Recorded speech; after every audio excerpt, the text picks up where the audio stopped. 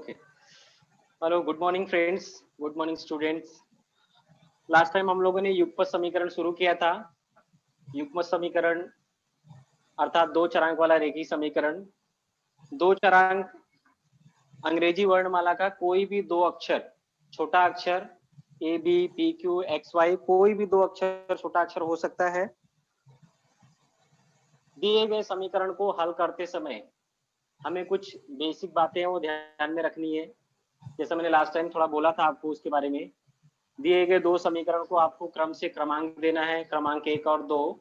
उसके बाद दोनों ही समीकरण में किसी भी एक चरांक का गुणांक समान होना चाहिए। गुणांक अर्थात चरांक के बाजू में साइड में जो संख्या लिखी होती है वही उसका क्या होता है, गुणांक। और जिस चरांक का गुणांक समान होगा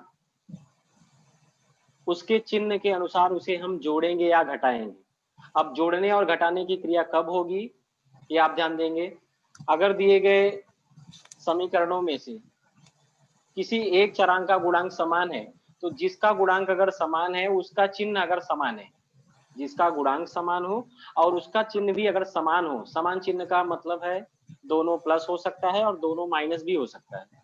तो अगर दोनों का चिन्ह समान है तो ऐसे समीकरण को हम घटाएंगे और घटा के हल करेंगे। फिर आपको किसी दूसरे चरांक का मान मिलेगा और फिर वो मान किसी भी समीकरण में रख के पहले चरांक का मान प्राप्त करेंगे। और यदि जिसका गुणांक समान हो उसका चिन्ह अलग अलग हो, तो चिन्ह अलग अलग होगा तो हम उसे जोड़ेंगे। अब थोड़ा सा यहाँ पे आपको कंफ्यूजन होगा कि सर हम तो संख्या में जो है विपरीत संख्याओं को हम लोग क्या करते हैं, घटाते हैं। तो आपको समीकरण में उल्टा ध्यान देना है। संख्याओं में समान चिन्ह वालों को हम लोग जोड़ते हैं, विपरीत चिन्ह वालों को घटाते हैं। समीकरण में हम लोग समान चिन्ह होगा तो घटाएंगे और विपरीत चिन्ह होगा तो जोड़ेंगे। ठीक है, ये हमने पढ़ा था और उसके आधार पे हमने 1.1 का 7वां और 8वां सवाल भी देखा था। आज उसी के आधार पे हम लोग युगपत समीकरण का उपयोजन देखेंगे। युगपत समीकरण यानी शाब्दिक सवाल है। इन शाब्दिक सवालों को हम लोग समीकरण का रूप देंगे और समीकरण का रूप देने के बाद में उसे हम हल करेंगे और उसका मान प्राप्त करेंगे। ठीक है, तो दिए गए कथन जो भी आपको वाक्य या कथन दिया रहेगा उस कथन में आपको दो बातें कही रहेंगी, दो कथन होंगे या दो शर्त, आप कैसे भी कह सकते हो, दो शर्त होंगे। पहली शर्त से आप एक समीकरण बनाओगे, दूसरी शर्त से आप दूसरा समीकरण बनाओगे और इस प्रकार हम लोग दोनों समीकरण बनाने के बाद में 1.1 की तरह ही आप उसे हल करोगे। फिर से गुणांक समान करोगे, जोड़ो या घटाओगे और उसका मान प्राप्त करोगे। ठीक है, तो सबसे पहले हम लोग कृति देखेंगे। आपके सबके पास टेक्स्ट बुक होगा, टेक्स्ट बुक में सब पेज नंबर 20 ओपन करेंगे, पेज नंबर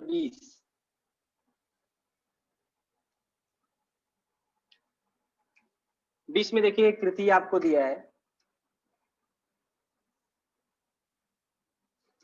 कृति में आपको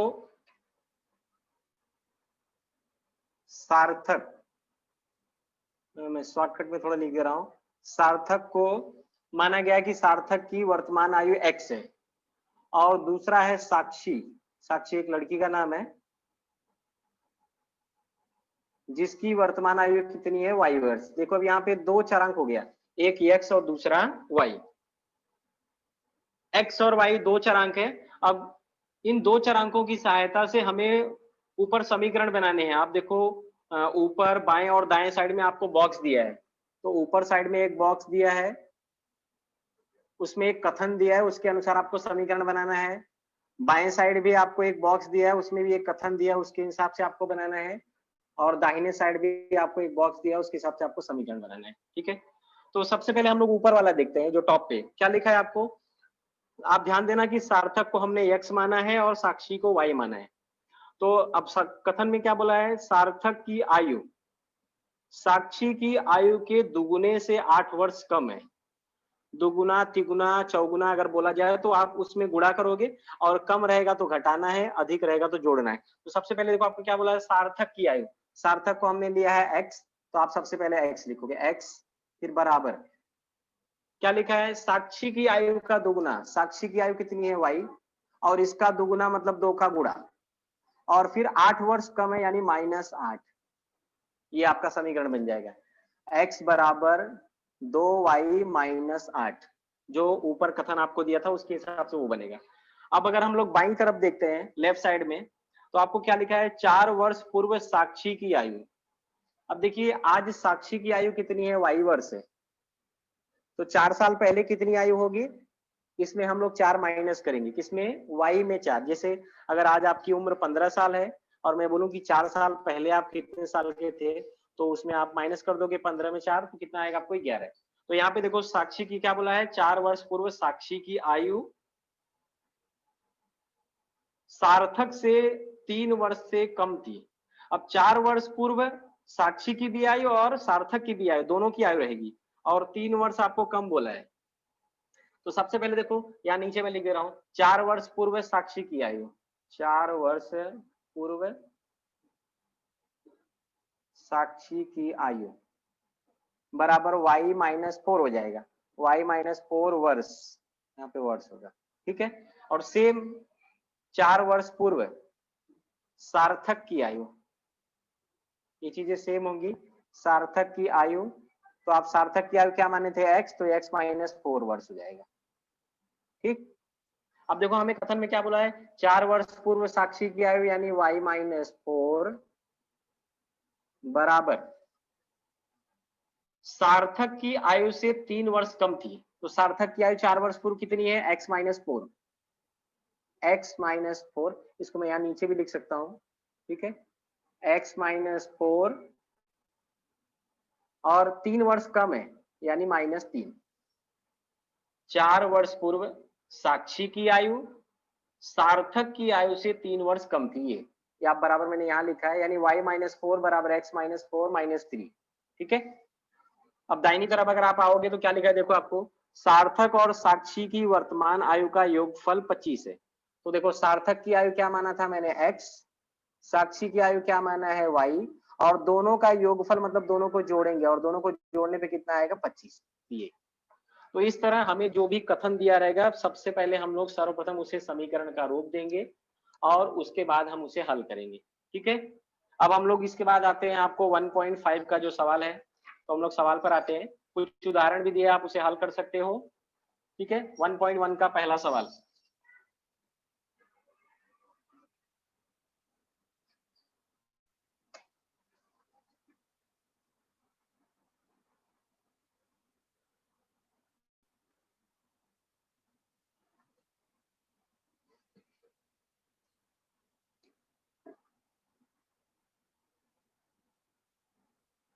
स्वाध्याय 1.5, ठीक है।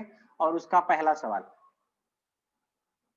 सवाल हमें जो भी दिया है उसे हमें पढ़ना है अच्छे से, और 2 कथन होंगे, दोनों कथन से हमें 2 समीकरण बनाना है, दोनों समीकरण को हमें हल करके दोनों ही चरांक का मान प्राप्त करना है और उस तरह हल करना है, ठीक है। तो हम देखेंगे पहला प्रश्न क्या है 1.5 का। 1.5 का जो पहला प्रश्न है, 2 संख्याओं का अंतर 3 है, बड़ी संख्या का 3 गुना और छोटी संख्या के दुगुने का योगफल 19 है, तो वह संख्या ज्ञात कीजिए। देखो आपको यहाँ पे 2 संख्या बोला है, बड़ी और छोटी, और हम लोग 2 चरांक पढ़ रहे हैं, क्या पढ़ रहे हैं, 2 चरांक।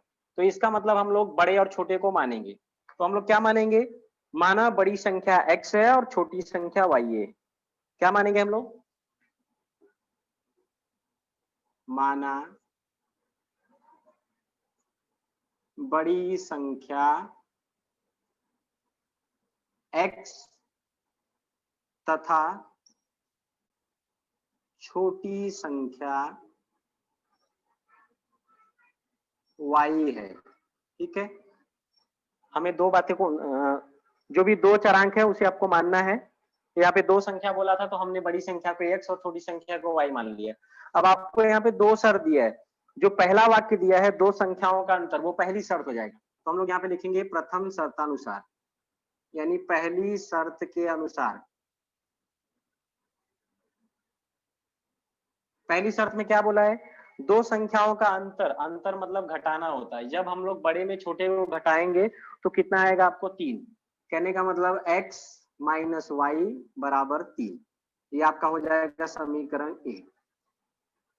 फिर आगे आप देखोगे जो दूसरा वाक्य आपको दिया है, बड़ी संख्या का 3 गुना और छोटी संख्या के दुगुने का योगफल यानी बड़ी संख्या का 3 गुना, तो बड़ी संख्या x लिया तो उसका 3 गुना 3x, छोटी संख्या का 2 गुना, छोटी संख्या हमने y लिया है उसका 2 गुना मतलब 2y, और दोनों को जोड़ेंगे तो कितना आएगा 19।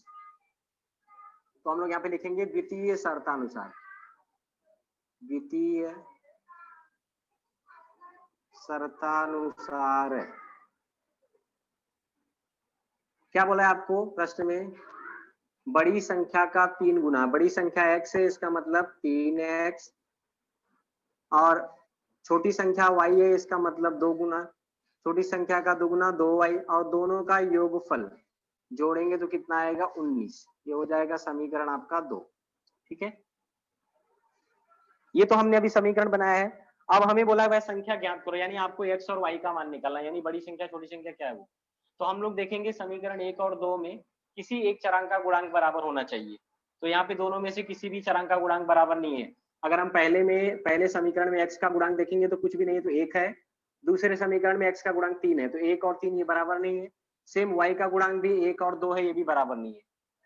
तो हम लोग क्या करेंगे, पहले किसी भी एक चरांक का गुणांक बराबर करेंगे। तो हम लोग y का गुणांक बराबर करते हैं। तो y का गुणांक बराबर करने का मतलब आप देखो समीकरण 2 में y का गुणांक 2 है, लेकिन 1 में y का गुणांक 1 है, तो हमें वहां पे 2 लाना है। तो 2 लाने के लिए हम लोग क्या करेंगे, समीकरण 1 में 2 से गुणा करेंगे। यहाँ पे आप गुणा करोगे,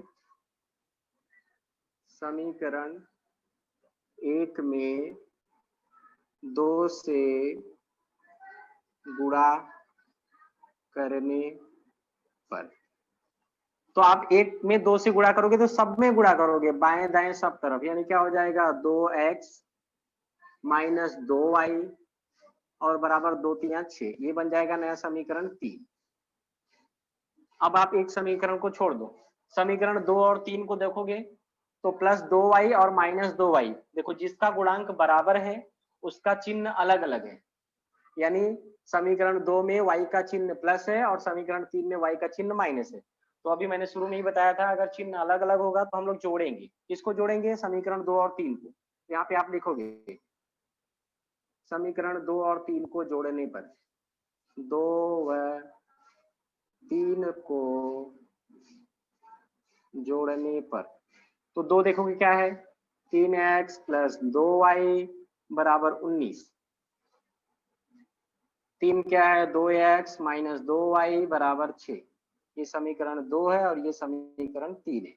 जब हम जोड़ेंगे तो ये 2y कट जाएगा, और 3 और 2 जोड़ दो कितना हो जाएगा 3 2 5x बराबर 19 में 6 जोड़ेंगे तो 25। फिर आप यहाँ 5 गुणा है तो इधर आके भाग हो जाएगा दाहिनी तरफ, ये हमने बेसिक पहले पढ़ा है। फिर आप कट कर दोगे 5 5 25, तो x का मान हो जाएगा 5, यानी ये एक आंसर आ गया। अब दूसरा मान आपको निकालना है, तो x का मान समीकरण 1 में रख देते हैं हम लोग। यहाँ पे लिखेंगे x का मान समीकरण 1 में रखने पर, कहने का मतलब जहाँ पे समीकरण 1 होगा, समीकरण 1 क्या है आप देखोगे तो x माइनस वाई बराबर कितना है 3। अब इसमें जहाँ x होगा उसकी जगह हमें 5 लिखना है, तो 5 माइनस वाई बराबर 3। अब हमें क्या करना है 5 को उस तरफ भेज देना है, तो माइनस वाई बचेगा 3 और 5 उस तरफ गया दाहिनी तरफ, तो उसका चिन्ह बदल जाएगा वो -5। अब ये माइनस वाई और बराबर 3 में 5 घटाओगे तो 3 छोटा है 5 बड़ा है, तो जब भी हम छोटे में बड़े को घटाएंगे तो घटाते समय हम लोग बड़े में छोटे को घटा देंगे, लेकिन उत्तर माइनस में आएगा, तो -2। अब ये वाई कट जाए, माइनस माइनस कट जाएगा और फिर वाई का मान आ जाएगा आपका 2। तो इस तरह वे संख्याएं कौन सी होंगी 5 और 2, यानी बड़ी संख्या 5 होगी और छोटी संख्या 2। आपको बोला था वह संख्या ज्ञात करो, इसलिए आप लास्ट में लिखोगे, इसलिए वे संख्याएं 5 तथा 2 है जिनका अंतर 3 है। अब देखो आप सत्यापन भी कर सकते हो इसका, क्योंकि x का मान आपको 5 आया है, y का मान आपको 2 आया है, 5 में आप 2 घटाओगे तो 3 आपको आएगा, जो पहला आपका कथन था। ठीक है, तो इस तरह हमारा पहला हो गया।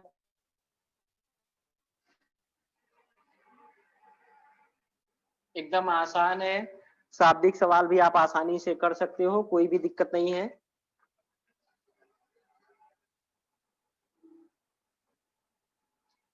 अब पहले सवाल के बाद हम लोग दूसरे सवाल की तरफ बढ़ेंगे।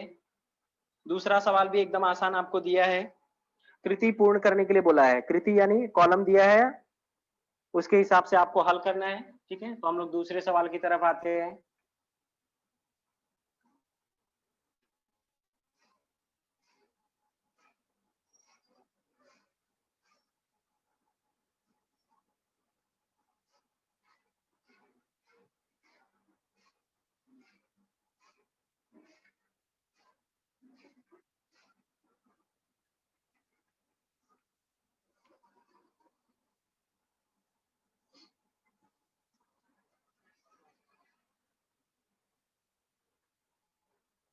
अब हम लोग दूसरे सवाल की तरह आते हैं। दूसरे सवाल में आपको बोला है कृति पूर्ण करो, तो एक आकृति आपको दिया है और वो आकृति है आयत की।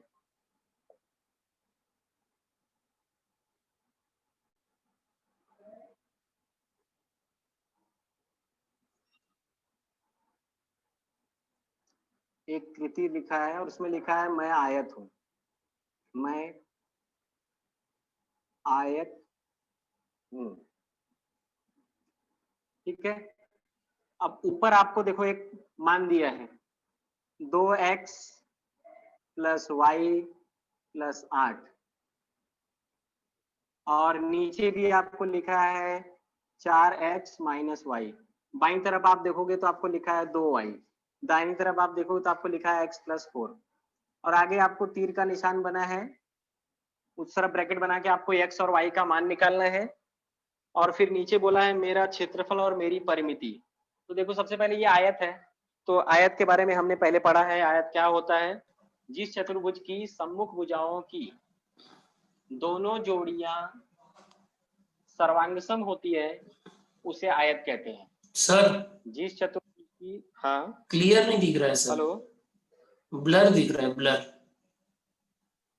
क्लियर नहीं दिख रहा, ब्लर दिख रहा है सर, ब्लर। अब अभी भी क्लियर नहीं दिख रहा है सर? अभी भी नहीं दिख रहा है, अभी थोड़ा दिख रहा है, अभी दिख रहा है, लेकिन है ना एकदम क्लियर नहीं दिख रहा है।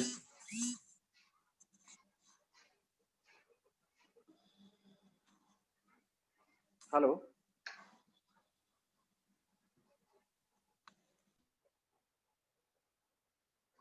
हेलो,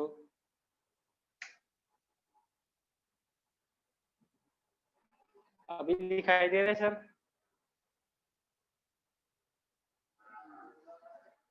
हेलो, ठीक है, तो आयत क्या होता है? मोबाइल नजदीक रखिए सर, शायद दूर रखे ना बहुत, इसकी वजह से।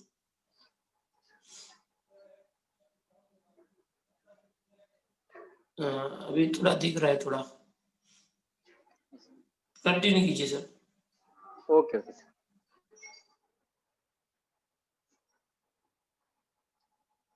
एकदम क्लोज ही रखो। देखो आयत क्या होता है? जिस चतुर्भुज की सम्मुख भुजाओं की दोनों जोड़ियां सर्वांगसम हो और प्रत्येक कोण समकोण हो उसे आयत कहते हैं। ठीक है, अब आयत के हिसाब से अगर हम लोग देखेंगे तो सामने वाली भुजा बराबर होती है, ऊपर और नीचे की भुजा बराबर होगी, बाएं और दाएं की भुजा बराबर होगी। तो इस आधार पे हम लोग क्या करेंगे, दो समीकरण बनाएंगे और उसके आधार पे हम x और y का मान ज्ञात करेंगे। जब हमें x और y का मान मिल जाएगा तो हमें आयत है तो आयत की लंबाई और चौड़ाई, ठीक है, आयत की लंबाई 2y भी हो सकता है, x प्लस 4 भी हो सकता है, और चौड़ाई आपका 4x माइनस वाई या ऊपर का भी आप ले सकते हो। ठीक है, तो सबसे पहले हमें यहाँ मानने की आवश्यकता नहीं है क्योंकि आपको ऑलरेडी आकृति दिया है, हमें हल करना है। तो हम लोग जो आकृति दिया है उसके हिसाब से हम लोग क्या लिखेंगे, पहले पहले आप बाएं को दाएं के बराबर भी लिख सकते हो या ऊपर वाला नीचे के बराबर भी लिख सकते हो। ठीक है, तो बाएं के दाएं वाला देखो क्या लिखा है, 2x प्लस वाई प्लस 8 बराबर क्या हो जाएगा, 4x माइनस वाई। अब इसे आप हल करोगे तो समीकरण 1 बनेगा। तो हम लोग क्या करेंगे, एक्स वाई को एक तरफ करना है, बिना एक्स वाई वाला एक तरफ करना है। तो हम लोग क्या करते हैं, ये दो एक्स और वाई दोनों को दाहिनी तरफ ले जाते हैं, और जब भी कोई पद बाएं से दाएं या दाएं से बाएं होता है तो उसका चिन्ह बदल जाता है, प्लस होगा तो माइनस, माइनस होगा तो प्लस। ठीक है, तो कैसे हम लोग लिखेंगे, 4x माइनस वाई अपनी जगह पे ही है, माइनस 2x माइनस वाई और बराबर 8। अब देखोगे 4x में x घटाएंगे तो कितना हो जाएगा, 2x, और y माइनस है, ये भी y माइनस है तो जोड़ देंगे तो माइनस 2y और बराबर 8। ये समीकरण हो जाएगा 1। फिर आप सेम इसी प्रकार दूसरा वाला,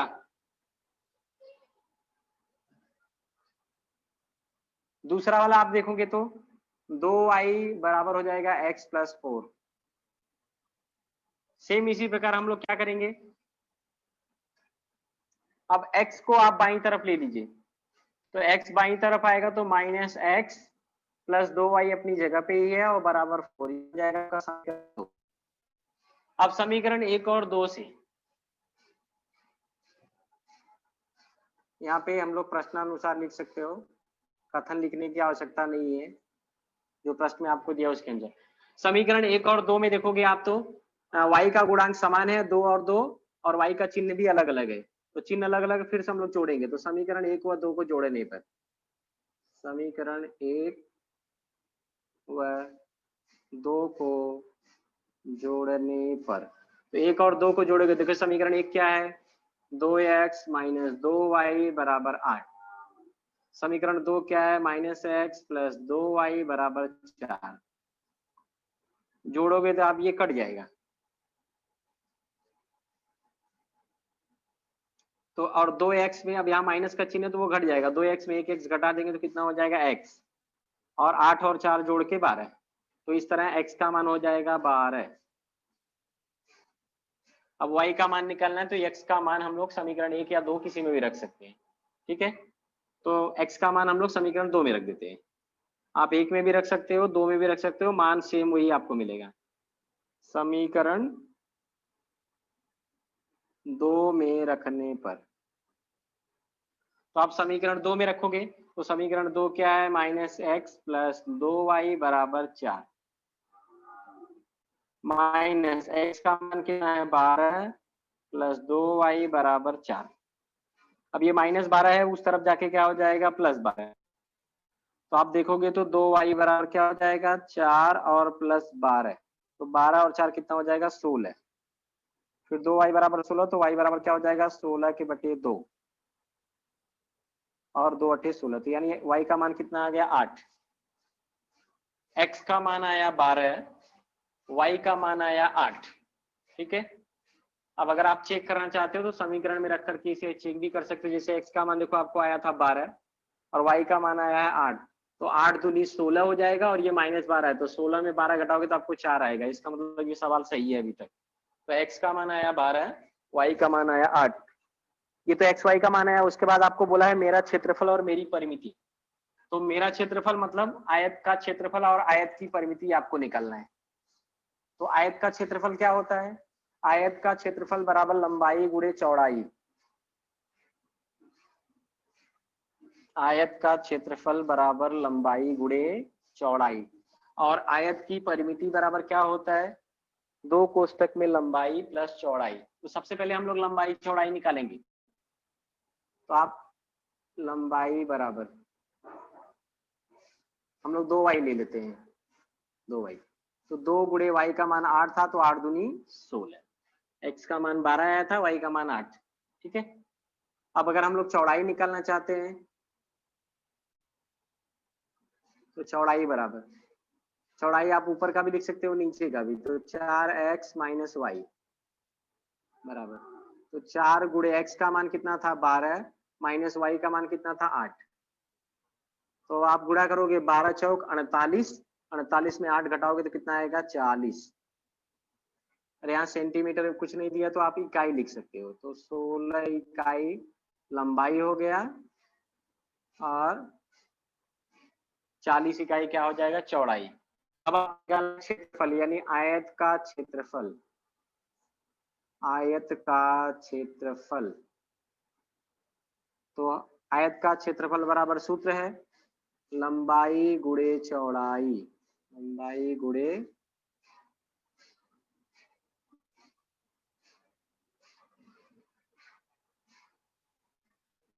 लंबाई कितनी है आपकी 16 और चौड़ाई कितनी है 40, तो इस प्रकार आप मल्टीप्लाई करोगे, 16 का 4 में गुणा कर दो, 16 चौक 64 और एक जीरो है तो ये। अब ये क्षेत्रफल है चूंकि इसलिए वर्ग इकाई, ठीक है। दूसरा आपको मान निकालना है आयत की परिमिति, तो सेम आप आयत की परिमिति बराबर 2 कोष्टक में आपको लंबाई धन चौड़ाई, ठीक है। अब 2 लंबाई कितना था 16, चौड़ाई कितना था 40। अब आप 2 ये गुणे में है, पहले हम 40 और 16 को जोड़ देंगे तो हो जाएगा 56, फिर 56 में 2 का गुणा करेंगे तो 112, 2 छंग 12, हासिल लगे 1, 2 पचे 10, 10 और 1 11, तो 112 क्या हो जाएगा। अब ये परिमिति है इसलिए इकाई ही रहेगा, जब क्षेत्रफल होगा तब वर्ग इकाई, ठीक है। तो इस प्रकार हम लोग आयत का क्षेत्रफल, जो आपको कृति दिया था कि मैं आयत हूं, उसमें आपको x और y का मान निकालना था, आयत का क्षेत्रफल का मान और आयत की परिमिति। x और y का मान कितना आया था, x का मान 12, y का मान 8, और बाद में हमने आयत का क्षेत्रफल बराबर लंबाई गुणे चौड़ाई, तो लंबाई चौड़ाई निकालने के बाद वहां पे मान रख दिया और गुणा कर दिया, आपको आंसर आ गया। और फाइनली आपको आयत की परिमिति, तो आयत की परिमिति क्या होता है, 2 कोष्टक में लंबाई धन चौड़ाई, ठीक है। अब हम लोग आगे वाले सवाल की तरफ बढ़ते हैं। तीसरा वाला सवाल सेम इसी प्रकार वो भी है शाब्दिक सवाल, उसमें भी जो आपको वाक्य और कथन दिया है उस कथन को पढ़ के हमें समीकरण बनाना है और समीकरण के अनुसार हमें उसे हल करना है, उसका मान प्राप्त करना है।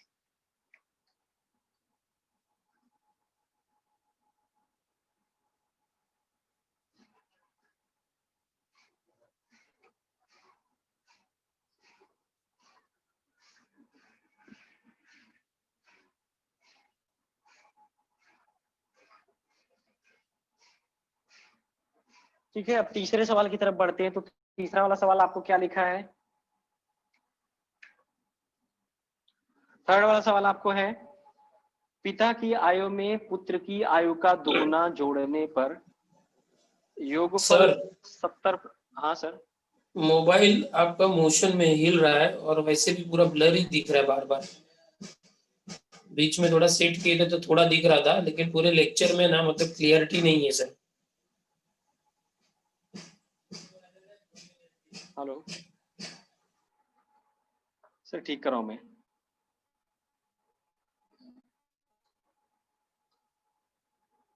सेम यहाँ पर भी पुत्र की आयु में पिता की आयु का दुगुना जोड़ने पर 95 प्राप्त होता है। तो दोनों की वर्तमान आयु ज्ञात करो, दोनों की यानी पिता और पुत्र की वर्तमान आयु हमें निकालना है। तो हम लोग दोनों को, एक x और दूसरे को y मान लेते हैं। तो मानते हैं हम लोग, माना पिता की वर्तमान आयु x वर्ष है और पुत्र की वर्तमान आयु y वर्ष। तीसरा वाला सवाल है,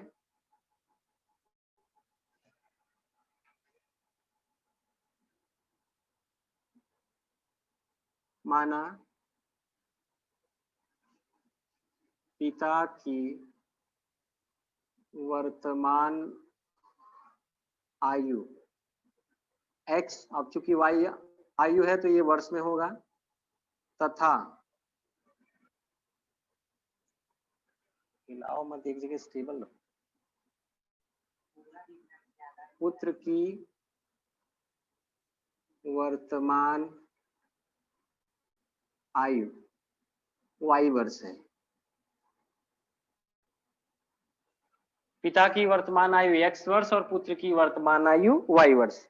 अब हम लोग देखेंगे पहले कथन में आपको पहली शर्त में क्या बोला है, तो प्रथम शर्तानुसार,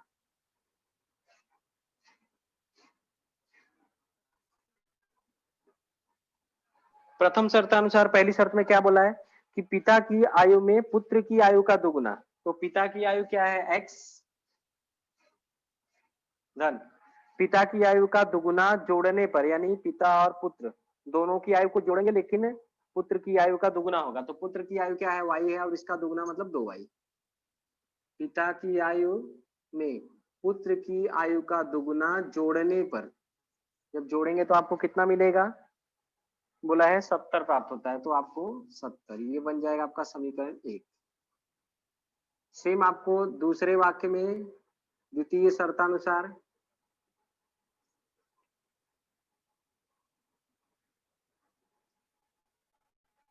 द्वितीय शर्तानुसार में आपको क्या बोला है, पुत्र की आयु में पिता की आयु का दुगुना जोड़ने पर, आपको पिता की आयु का दुगुना करना है। तो पिता की आयु फाइनली देखो आप क्या है, x है और इसका दुगुना मतलब 2x, और पुत्र की आयु y ही रहेगा। और जब इसको जोड़ोगे आप दोनों को तो कितना मिलेगा आपको 95, 95। तो इस तरह ये हो जाएगा समीकरण 2। अब हमें समीकरण 1 और 2 को हल करना है, ठीक है। हल करके हमें x और y का मान निकलना है, वही आपका इसका उत्तर है। अब आप देखोगे ये सवाल हमें 7वें और 8वें की तरह है। 1.1 का 7वां और 8वां सवाल हमने पढ़ा था सेम, क्योंकि आपको तिर्यक में गुणांक बराबर है, तो इसको हम दो तरीके से कर सकते हैं, जोड़ भी सकते हैं, घटा सकते हैं, उस तरह मान निकाल सकते हैं, नहीं तो गुणांक बराबर करके करते हैं, ठीक है। तो हम लोग क्या करते हैं, समीकरण 2 में 2 से गुणा कर देते हैं। क्यों? क्योंकि y का गुणांक यहाँ पे 1 है और वहां पे 2 है।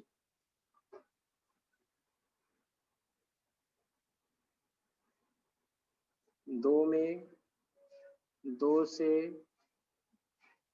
गुणा करने पर, तो आप 2 से गुणा करोगे, सब में गुणा करेंगे, तो 2 दूना 4x, 2y, और 95 में भी 2 का गुणा करेंगे, तो 2 पचे 10 और 2 9 18 और 1 19, ये बन जाएगा समीकरण 3, ठीक है। अब समीकरण 1 और 3 में देखो 2y समान हो गया और इसका गुणांक समान हो गया, चिन्ह भी समान है, यहाँ प्लस और वहां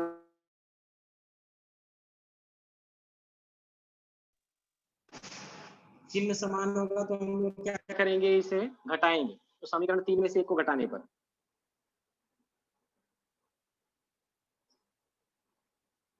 3 में से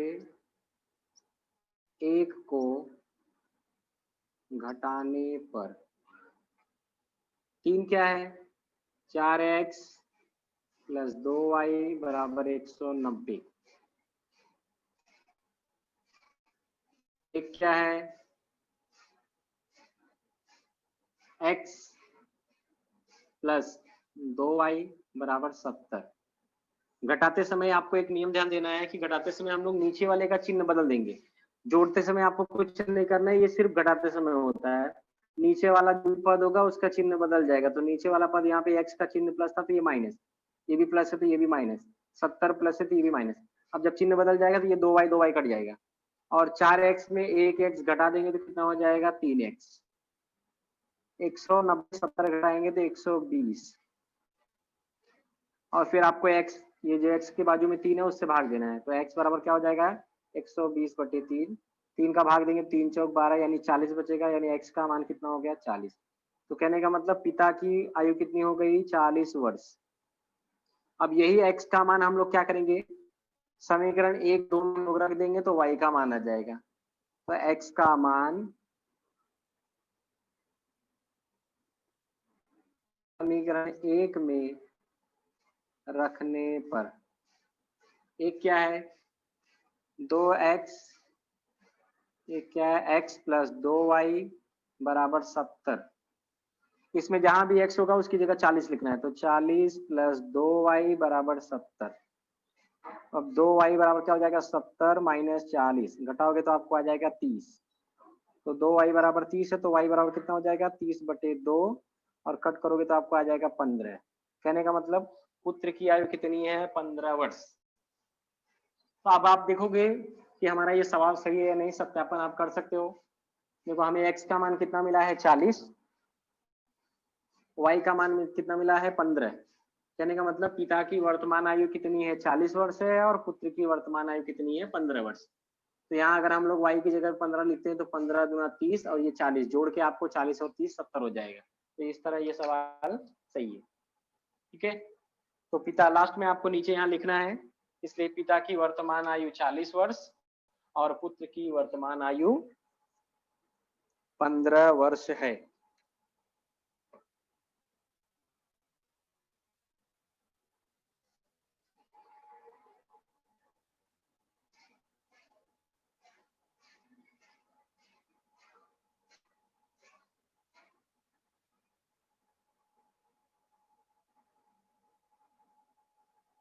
hello Dinesh sir, hello,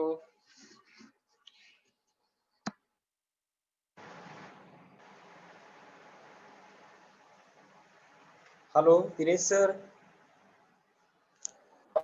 hello sir, hello, hello sir, हाँ hello sir, sir, hello, hello sir, मैं अंकित दुबे बोल रहा हूँ।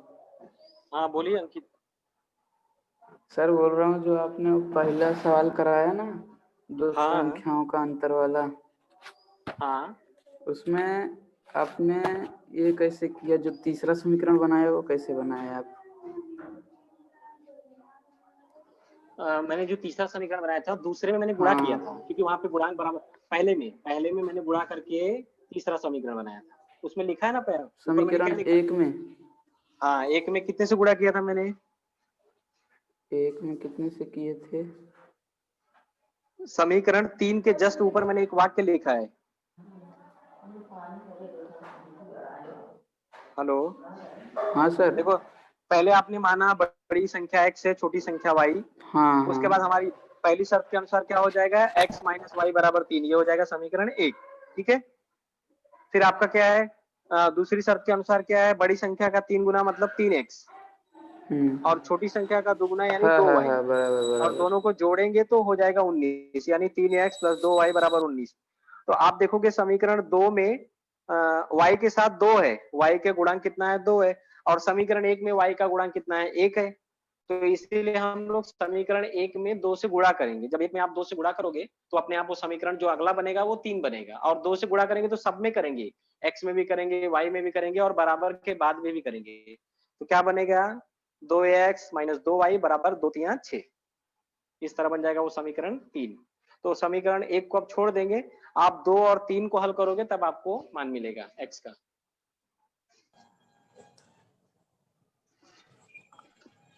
हेलो। हाँ, गुड मॉर्निंग सर। हाँ, गुड मॉर्निंग, बोलो। हाँ सर, वो आपने लंबाई चौड़ाई निकाले तो थोड़ा नहीं समझ में आया। लंबाई चौड़ाई देखो, आयत आपको दिया है, आयत हाँ। आकृति हम 8वीं से पढ़ते आ रहे हैं। आयत का जो डायग्राम है, अगर आप आयत देखोगे तो आप में आयत में लंबाई और चौड़ाई दोनों होता है। ठीक है, तो लंबाई क्या होगा? जो ऊपर से नीचे की तरफ है। क्या होगा? ऊपर से नीचे की तरफ। अगर हम लोग नीचे से ऊपर या ऊपर से नीचे देखेंगे तो आपको 2y भी हो सकता है, x प्लस 4 भी हो सकता है, वो आपका लंबाई हो जाएगा, हाइट। और बाएं से दाएं देखोगे तो आपको वो चौड़ाई हो जाएगा। ठीक है, तो लंबाई में हम लोग 2y ले लिए, और y का मान मुझे आया था, y का मान कितना आया था? 8 आया था, हल किया था जब। तो 2y का मान कितना आ जाएगा? 8 दूनी 16। इस तरह वो लंबाई हो जाएगा। जब आप चौड़ाई निकालोगे तो चौड़ाई को मैंने क्या लिया था? 4x minus Y. उसकी जगह पे आप ऊपर वाला भी ले सकते हो, उसमें भी हल करोगे तब भी आपको आंसर वही आएगा।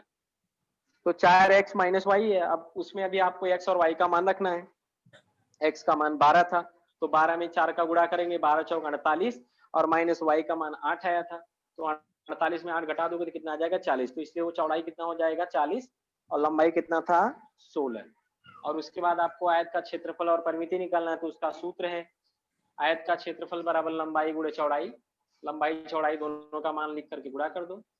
और सेम ऐसे ही आपको परिमिति निकालना है, तो उसका भी सूत्र है 2 ब्रैकेट में लंबाई प्लस चौड़ाई, मान रखना है और जोड़ना है और गुणा करना है। ठीक है सर। हाँ, गुड मॉर्निंग, बोलो।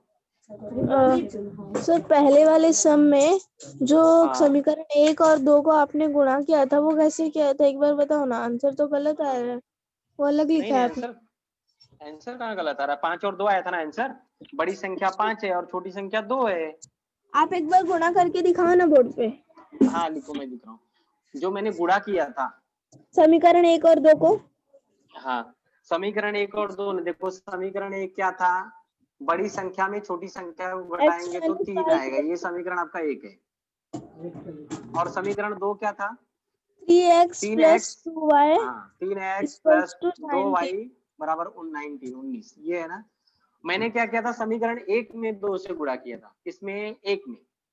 तो जब 1 में आप गुणा करोगे 2 से, तो ये सब में गुणा होगा 2 का, यानी 2 का गुणा x में होगा तो 2x, माइनस 2 का गुणा y में होगा तो 2y, और बराबर 2 का गुणा 3 में होगा 2 3 6, और ये बन जाएगा समीकरण 3। ठीक है, अब समीकरण 2 और 3 में आप देखोगे, देखो 2y प्लस में हो गया समीकरण 2 में, और 3 में देखो 2y माइनस हो गया।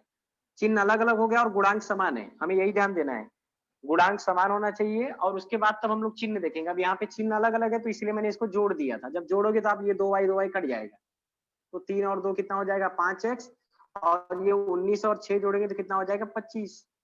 फिर x बराबर क्या हो जाएगा? 25, और 5 का भाग देंगे तो हो जाएगा 5, तो x का मान आएगा 5। और उत्तर आपका सही था, x का मान 5 आएगा। बड़ी संख्या 5 होगी और छोटी संख्या 2 होगी, यानी y का मान 2। और आप चेक भी कर सकते हो, जो हमें समीकरण हमने बनाया था x माइनस वाई बराबर 3, अगर आपको चेक करना है तो इसमें x और y का मान रखो, और अगर बायां और दायां दोनों पक्ष समान हो गया तो इसका मतलब आपका सवाल सही है। देखो x का मान कितना आया था 5 और y का मान आया था 2 और बराबर 3 है आपको, तो 5 में आप 2 घटाओगे तो कितना आएगा 3 आएगा। देखो दोनों बराबर हो गया, तो इसका मतलब ये सवाल आपका सही है।